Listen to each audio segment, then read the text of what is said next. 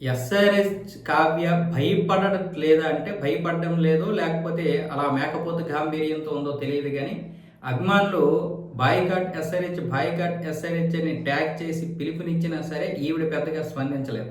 మహమ్మద్ అబ్రార్ను కొన్నందుకు క్షమాపణైనా చెప్పైనా సరే క్షమాపణ కూడా చెప్పడం లేదు. ఒకవైపు ఆడు కూడా ఇప్పటికే ప్రాక్టీస్ అయిపోతుంది ది 100 లీగ్ కోసం. ఇటేమొచ్చేసి ఐపీఎల్ కూడా స్టార్ట్ అయిపోతుంది. మరి ఇదే ఎస్ఆర్హెచ్ ఏ విధంగా కొంటది? ఇప్పుడు సన్ రైజర్సే కదా, సన్ రైజర్స్ లీడ్ అది రెండు ఒకటే అనుబంధ సంస్థ అని చెప్తారు కానీ ఒకటే.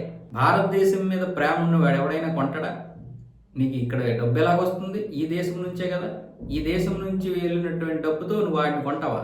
వాళ్ళు ఎంత యాగీ చేశారు T20 వరల్డ్ కప్లు, భారతదేశం రామని, భారతదేశంతో ఆడమని, అలాగే బంగ్లాదేశ్ను కూడా రానివ్వకుండా ఎంత ఇది చేశారు. నీకు ఆ మాత్రం బుద్ధి లేదా? నువ్వు క్రికెటర్వే కదా. బీసీసీ దీని గురించి మాకు సంబంధం లేదు అంటుంది.